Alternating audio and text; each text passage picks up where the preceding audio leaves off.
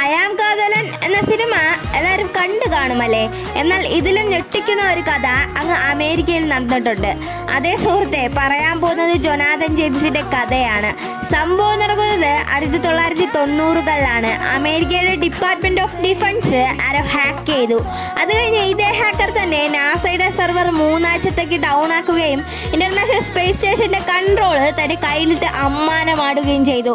ഒടുവിൽ അമേരിക്കൻ പോലീസിന് തലവേദന ഉണ്ടാക്കിയ ഈ ചെറുപ്പക്കാരനെ പിടിക്കാൻ വേണ്ടി ഒരു പദ്ധതി ഇടുകയാണ്. ജൊനാഥന്റെ മാതാപിതാക്കളെ കസ്റ്റഡിയിലെടുക്കുകയും അവനോട് കീഴടങ്ങാൻ വേണ്ടി ആവശ്യപ്പെടുകയും ചെയ്തു. പോലീസുകാർ പ്രതീക്ഷ കണക്ക് പോലീസ് സ്റ്റേഷനിലേക്ക് ഒരു കോളെത്തി. പക്ഷെ ഒരു കുറ്റസമ്മതം പ്രതീക്ഷ പോലീസുകാർക്ക് തെറ്റി. ആ ചെറുപ്പക്കാരൻ്റെ വാക്കുകൾ ഇങ്ങനെയായിരുന്നു: ഞാൻ നിങ്ങൾക്ക് 12 മണിക്കൂർ സമയം തരാം. എൻ്റെ മാതാപിതാക്കളെ വിട്ടില്ലെങ്കിൽ നിങ്ങൾക്ക് അച്ഛനാവടക്കം ഞാൻ പൂട്ടിച്ചളയും. ഒരു ചെറിയ പിഴവ് കാരണം ജൊനാഥൻ ജെയിംസിനെ പിടിക്കുകയാണ്. പക്ഷെ പോലീസുകാർ ഞെട്ടിയത് ഈ പണിയെല്ലാം ഒപ്പിച്ച്